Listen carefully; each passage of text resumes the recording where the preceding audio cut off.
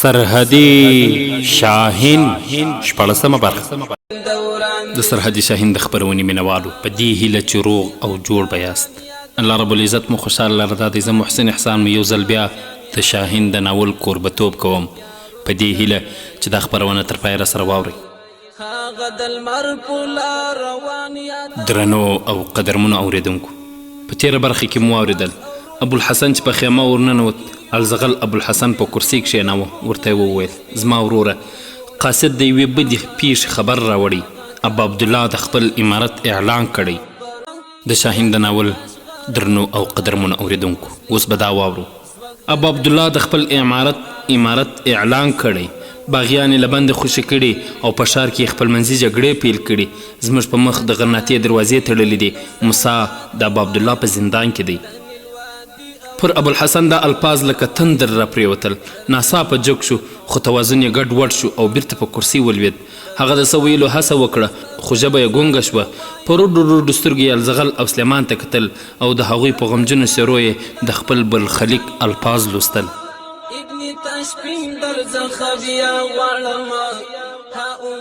الزغل وویل زه اوس حیران یم چې پوسه دا خبر څه ډول ورسوو. موږ دا خبر تر ډیره پټ نسو ساتلی. نن ماښام نور خلک هم راځي.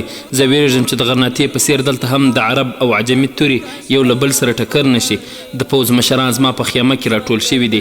تاسو لومړی هغوی نه د وفادارۍ تعهد واخلئ، بیا دا خبر ورته واوروئ.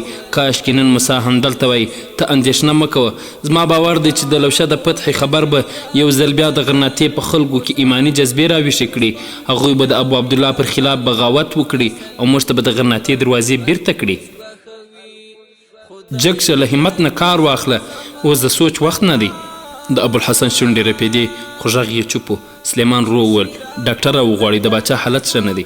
الزغل ور ټیټ شو، ورور ته یې وکتل او بیا په بیړه له خیمې نه ووت او یوه پیردار ته یې وویل زر شه بشیر بن حسن راوله، هغه به د ټپیانو خدمت کوي. ورته ووایه چې د باچا وضع ښه نه ده، خو هغه ته یوازې ووایه د چا وړاندې نه.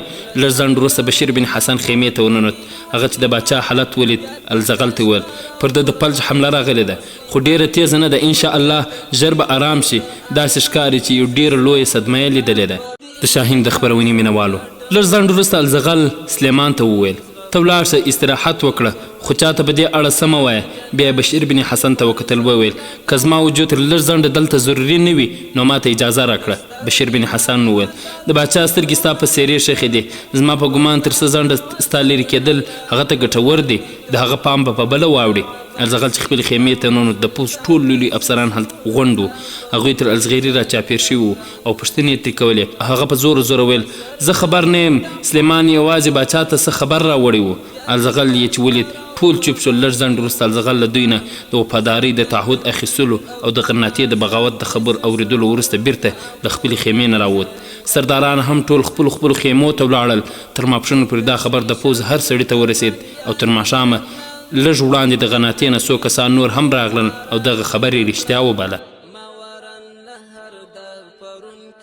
هغو سپاهیانو چې تر لږ شېبو وړاندې په قرطبه او اشپیله د فتحې بیرغونو د رپولو او په جوماتونو کې د اذانو او کولو ښایسته خوبونه لیدل، اوس د خپلو کورونو د ژغورنې په خیال کې سرګردانه وو.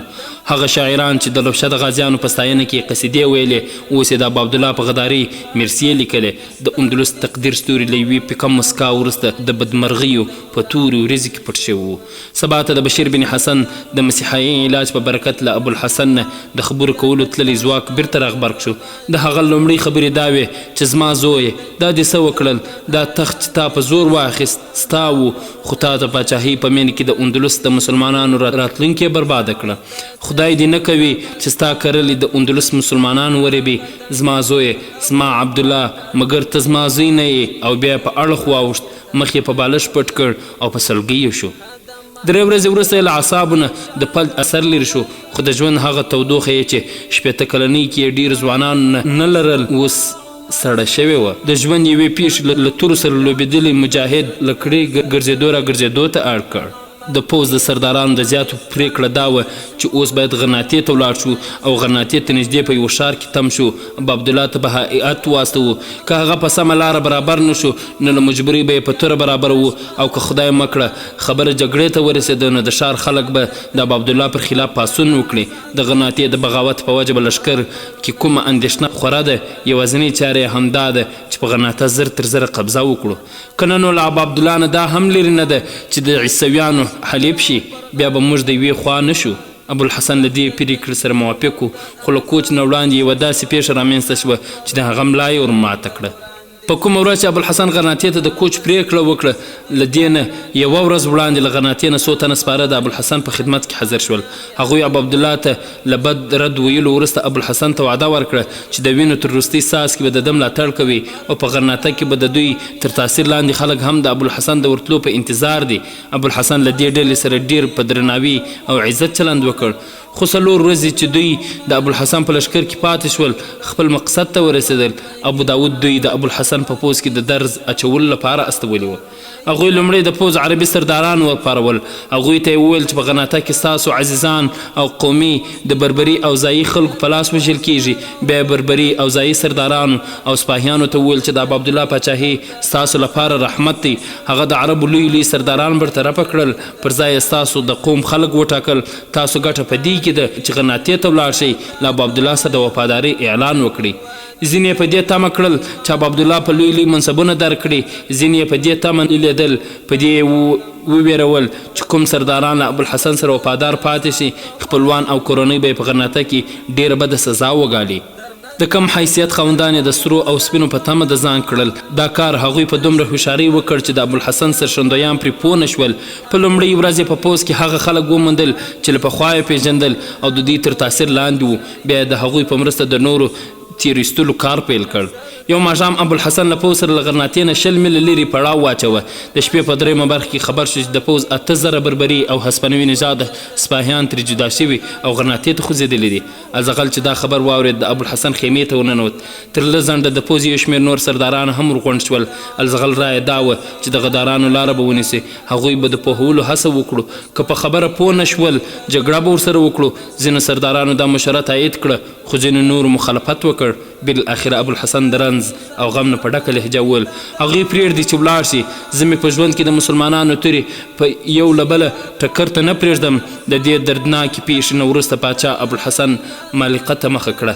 د مالقه والي پخوا د ابوعبدالله د پاچاهۍ له منلو نه انکار کړی و.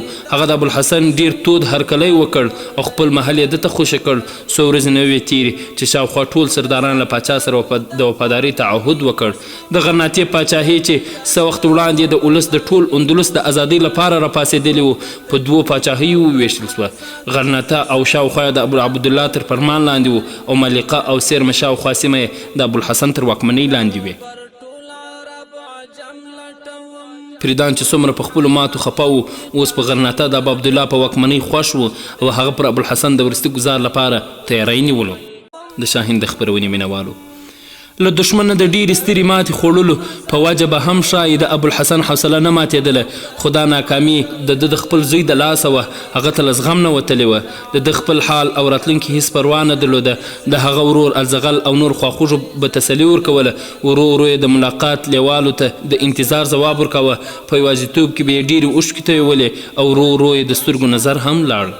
یو ورځ الزغل او بدر بن مغیره د هغه کوټې ته وننوتل.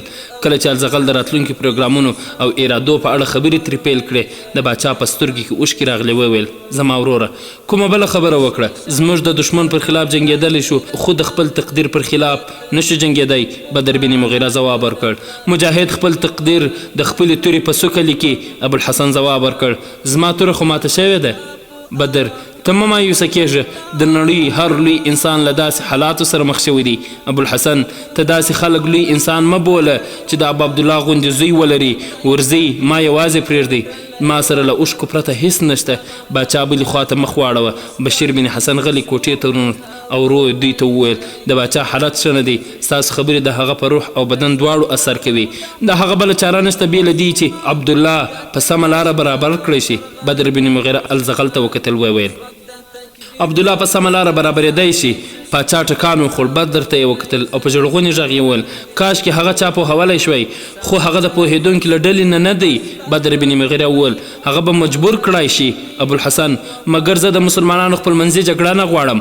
بدر وویل که په 100 ورځو کې هغه زموږ د ځواک سمه اندازه ولګوله نو د مسلمانانو د خپلمنځي جګړې نوبت به رانه شي. له دې ملاقات وروسته الزغل، بدر بن مغیره، الزغیري او د پوځ نور افسرانو په یوه غونډه کې پریکړه وکړه چې پوځ له سره منظم کړي.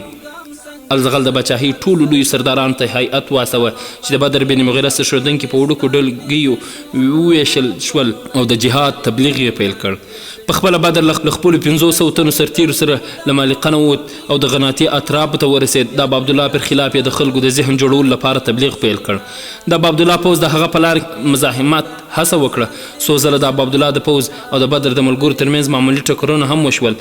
د بدر ملګرو هغوی به شاتګ ته اړ او د غناطي تر 4 دیوالونو پورې به یې وزغلول. له 100 ورځو منډو وروسته بدر بن مغیره د غناطې شاوخوا کلو د خلکو په مرسته غناطه بشپړه کلابنده کړه. بزګرانو له هغه سره بشپړه مرسته وکړه او غناطې ته یې خپلو غلو له استولو نه ډډه وکړه. په ښار کې چې د کاختۍ نښې راڅرګندې شوې، د ابا عبدالله پر خلاف په خلکو غلې شوي جذبې بیا راوتیتې شوې. په دوی کې ډېر مالقې ته وتښتېدل. ابا عبدالله د حالاتو نزاکت احساس کړ. 15,000 تنه پوځ یې د سرحدي شاهین د ځپلو لپاره واستوه، خو یوه هفته وروسته هغه ته خبر ورغی چې له هغوی نه 2,000 تنه بدر بن مغیره ته ورغلل او پاتې نور له ماتې خوړلو وروسته د بزګرانو څو جونګړې وسوځولې او بیرته را روان دي. د غڼې جال. قدرمنو اورېدونکو، بدر بن مغیره له غرناطې نه 20 میل لرې اړولی و. یو ماښام هغه ته خبر ورغی چې له غرناطې نه یو بربري سردار مهم پیغام راوړی دی. بدر بن مغیره سمدستي هغه خپلې خیمې ته وروغوښت. منصور بن احمد هم له هغه سره په خیمه کې ناست و. بربري سردار چې وننوت له دواړو سره یې ستړی مشې وکړل او بیا مخامخ په یوه کرسۍ کېناست. وویل زه له غرناطې راغلی یم. بدر بن مغیره ووایه څه وایه؟ بربري سردار لږ له 2 زړیتوب نه وروسته وویل زه یوازې تا ته څه ویل غواړم. بدر منصور ته وکتل او هغه له خیمې نه بهر ووت. نوې راغلي سړي له جیبه یو لیک راویست او بدر ته یې وړاندې کړ. ویل زه ابو داود راستولی یم. هغه ویل چې ستا لخوا د دې لیک ځواب هسپانیې له بربادۍ ژغورلی سي. بدر لیک پرانست او په لوستلو یې پیل وکړ. بربري په ډېره مینه د هغه په څېره کې د لیک اثار او نښې کتلې. د لیک له لوستلو وروسته بدر بن مغیره یوه شیبه بربري سردار ته وکتل او یو ځل بیا له سره په غور او دلچسپي لیک په لوست پیل وکړ. د لیک مضمون داسې و: د یوه داسې چا لخوا چې د خپلې ناتوایۍ په وجه د خپلې ټولنې یو بیکاره غړی ترې جوړ دی، د داسې مجاهد په نامه چې عزم او همت یې د اندلس د مسلمانانو وروستۍ تکیه ده. ته به پوهېدلی وې چې زه څوک یم. په غرناطه کې د دومره لوی انقلاب سره زما چوپتیا د مصلحت پر ځای زما مجبوریتونه دي. اوس هم زه پر دې باور نه لرم چې لیک به مې در ورسیږي، خو که ما دا استازي پېژندوي کې سهوه نه وی کړې او زما لیک در ورسیږي او دې نتیجې ته هم غوره راووځي نو زه به دا د خپلو پخوانیو غفلتونو او اشتباهاتو کفاره وګڼم. خو دا استازي د غدارۍ او یا کومې بلې وجې نه زما لیک د غناطې د وطن پلورلو په لاس ولوېد. زه به د هغو خلکو نه یو وم چې ډېرې ښې ارزوګانې او هیلې د نومورکي په مرګ ورسره چوپې شوې. په هر صورت که زمانه وروسته ربیعه د ابا عبدالله د بدو هیلو او نیتونو ښکار نه شوه نو ټولې پیښې به درته ووایي. د ابا عبدالله له بغاوت نه وروسته زه داسې احساسوم چې کاشکې غرناطې ته نه وی راغلی. دا زما بدمرغي وه چې د یوه شاهین سره په هستوګنې کې مې د ژوند د سبق زده کولو پر ځای د یوه داسې طوطي د ښوونې دنده قبوله کړه چې په زرینه پنجره کې بندي و. هغه ما د شنه اسمان په وساعتونو کې د الوتلو له خوند سره بله داوه، خو زه په خپله د الحمرا په پنجره کې بندي شوم. کاشکې زه په دې توانېدلی چې ابا عبدالله مې د انسانیت سطحې ته راوستلی وای. زه حیران یم چې له صحیح حالاتو نه ولې خبر نه شوم چې د الحمرا د دیوالونو دننه یې دوام درلود. د غناطې واکمن ابا عبدالله نه هغه سرداران دي چې له دې پیښو نه یې وړاندې د غناطې د معاملې پیښې په جیب کې اچولې. کله چې ابا عبدالله د بغاوت اعلان وکړ نو په غرناطه کې یوازې موسی داسې څوک و چې د ابوالحسن وفادار و. هغه اوس په کومه تیاره کوټه کې پروت دی. په داسې حالاتو کې ماته څه کول پکار و؟ د منافقینو یو منظم ځواک تلسم یې د موسی غوندې اور ژبې هم مات نه کړی شو. زما له خوا نه د معمولي مداخلې زغم هم نه درلود. زما لپاره 2 لارې وې. یوه دا چې په ډک مجلس کې د ابا عبدالله پر خلاف د بغاوت غږ اوچت کړم او د هغې په بدل کې د ژوند د نورو برخه د بندیخانې په یوه تیاره سمڅه کې تیر کړم. دوهمه لار دا چې د یوه چوپ نندارچي په څیر شم انتظار وکړم چې داسې وخت راشي چې ابو عبدالله زما خبرې اورېدو ته مجبور شي. زما دوهمه لاره غوره کړه. تاسو به زما دا مصلحت خوښه نه او که په ویره بولئ. په هر صورت د الحمرا دروازې تر اوسه زما پر مخ پرانیستې دي. ما تر اوسه پورې د ابو عبدالله د صحیح ګام د پورته کولو لپاره نه دی چمتو کړی، خو څو ځله زما تدبیر هغه د غلط ګام اوچتولو نه ژغورلی دی. اوس له څو ورځو را په دې خوا زه په ابو عبدالله کې یو بدلون احساسوم، او دا بدلون پر دې نه دی چې د هغه په زړه کې د اندلس د راتلونکي په باب څه اندېښنه ده، بلکې د هغې لامل دا دی چې ده ته په خپله راتلونکي تیاره ښکاري. هغه خطرات چې ده له غرناطې نه لرې بلل اوس د غرناطې دیوالونو ته راورسېدل. د ښار د کلابندۍ او د خلکو د ناکرارۍ نه سخته په اندېښنه کې دی. کله پرندایان نه سمدستي د مرستې امید وای شاید دومره نه وی اندېښمن، خو پردیان د ده د پیغام په ځواب کې ویلي چې هغه د یو پرېکنده جنګ په تیاري بوخت دی. د هغه اندېښنه دومره زیاته شوې چې پخوا به م په ډېر زحمت هغه لیدای شوی، خو اوس مې د خپل ډاډ او تسلي لپاره کله کله نیمه شپه ور وغواړي. که دوی په خپله راشي وړمه ورځ ابو عبدالله نیمه شپه زه ور وغوښت او د غرناطې په حالاتو اندېښنه ښکاره کړه. ما په څو خبرو د ده اندېښنې له زیاتو نه وروسته ورته وویل چې آیا دا امکان نه لري چې ستا او باچا ابوالحسن ترمنځ سوله وشي. د ابوالحسن له خولې بې اختیاره ووتل چې کاشکې داسې ممکن وای. که زما پلار ما وبخښي هم د کاکا په زړه کې به مې له ما سره خلوص پیدا نه شي. ستا په باب هم د ده بدګماني درلوده چې ته د ده د وینو تږی یې. ما هغه ته وویل چې که باچا لخوا د سولې لپاره سر وخوځول شي ته پکې څه وایه. د ځواب راکړ چې په دې حالاتو کې به دا خیال کم عقلي وي که باچا له ما سره د سولې هڅه وکړي. د سرحدي شاهین له کامیابۍ نه وروسته به هغه ما یو بې ضرره دښمن ګڼي او هغه به زما په لوري د سولې د لاس د راوږدولو پر ځای زما غاړې ته د پانسۍ د پړې اچولو هڅه خوښوي. ما ورته وویل که ما د سرحدي شاهین په پېژندلو کې اشتباه نه وي کړې نو د غرناطې په اړه د هغه دلچسپي له باچا سره د دوستۍ او یا له تا سره د دوستۍ په وجه نه ده. د هغه یوازینی لامل دا دی چې هغه د مسلمانان د عیسویانو پر خلاف سره یو کول غواړي. که هغه ستا په استعدادونو او صلاحیتونو خبر شي امکان لري چې باچا ستا په مقابل کې له تخت لاس په سر کولو ته اړ باسي. ابو عبدالله تر ډېر چرتونه وهل او بیا یې په اندېښنه ځواب ورکړ. زه په څه وړ باوري شم چې سرحدي شاهین زما ملاتړ وکړي او زما پلار او تره به زما د نسکه رور په تخت کېناستلو اصرار نه کوي. ما ورته وویل چې د هغه د ژوند تر ټولو لوی ارمان د نصراني حکومت تخته چپه کول دی او د دې ارمان په خاطر هغه په غرناطه کې د خپلمنځي جګړې د درلودلو لپاره خپلې هرې پریکړې بدلولو ته تیارېدی شي. زما په دې خبرو ابو عبدالله ته دا تمه پیدا شوه چې تاسو په غرناطې له یرغل نه وړاندې د سولې هڅه وکړئ. هغه دې خبرو ته تیار شو د سولې لپاره یو هیئت ستاسو خدمت ته واستوئ، خو زه ویرېدم چې هغه ټول سرداران به چې په سوله کې یې سر ته خطر دی د ابو عبدالله د دې ارادې مخالفت وکړي او هغوی به د ابو عبدالله پر ځای کوم بل احمق چیرته په تخت کېنوي. له دې نه پرته هغوی ښایي پردیان د پلار او زوی له سولې نه خبر کړي او هغه بیړنۍ مداخلې ته چمتو کړي. ځکه خو ما د هغوی د بې خبره ساتلو په خاطر ابو عبدالله ته وویل چې که د سولې لپاره ته لومړی ګام اوچت کړې نو هغوی به دا ستا کمزوري تعبیر کړي. دا هم ممکنه ده چې ستا له ملګرو نه زیات د سزا نه د ځان ژغورلو په غرض ستا ملګرتیا پرېږدي او له هغوی سره ملګرتیا وکړي یا تا بندي کړي او هغوی ته دې وسپاري. ځکه خو سمدستي ته په خپله اراده چاته مه ښکاره کوه او د هغوی له لوري د سولې د هیئت د راتګ انتظار وکړه. اوس ابو عبدالله د سولې د هیئت انتظار کوي. زما کار دا دی چې هغه مایوسي ته نه پرېږدم، خو زه داسې احساسوم چې د پریدان زرخرید سرداران به ستاسو د سولې استازي الحمرا ته نږدې پرېنږدي. د ابو عبدالله کوم استازي به هم ښکاره تاسو ته پرې نه ښودل شي. هغه هسې به هېڅکله هم کامیابه نه شي چې د هغه پلورلي په خبر شي. ځکه خو زه تا په یو ډېر لوی ازمېښت کې اچوم. ما فکر کړی دی که ته د شپې لخوا الحمرا ته له کومې پټې لارې نه ماڼۍ ته راشې زه به یوازې ستا او ابو عبدالله د لیدو کتو انتظام وکړم. که زما تجویز کار وکړی او ته د پیرهدارانو له نظره پټ الحمرا ته راغلې نو داسې وګڼه چې غرناطه دې فتح کړه. ابو عبدالله ته یوازې ډاډ ورکول دي چې د هغه سر ته هیڅ خطر نشته. له دې وروسته به ستا هره اشاره دته د حکم درجه ولري. دا ملاقات به زما په کور په یوه کوټه کې وي. فرض کړئ چې ابو عبدالله ستا په خبرو ډاډه نه شو او په نیت کې څه پیتور و بیا به هم د سرحدي شاهین سره په یوه کوټه کې بندي وي. تاسو به هغه هر ډول داسې فرمان لاسلیک کولی شي چې پر الحمرا د قبضې لپاره ضروري وي.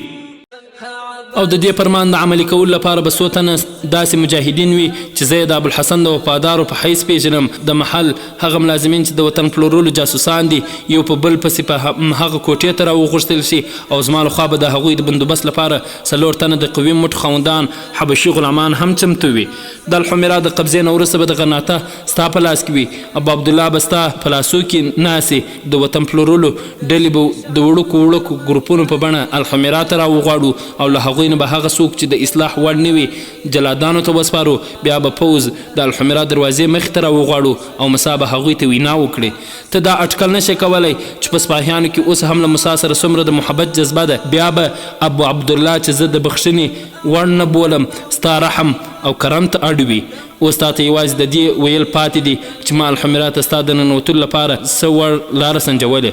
زما کور د سیند لوري ته د الحمرا په یو کونج کې دی. که ستا شل امبوز دا وي نو له کښتۍ پرته په لمبو په سیند کې را پرېوتلی شي.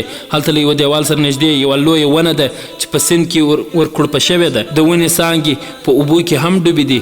له دې ونې نه 20 ګامه ښي لاس ته نږدې 40 بالښته اوچته زما د کور کړکۍ لاندې په یوه دیوال لاس ووهي نو یو نوی پړی به ووینې.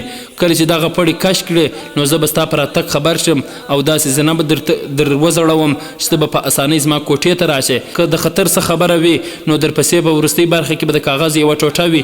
ته هغه در سره واخله او په کاغذ پر لیکل په هدایت عمل وکړه.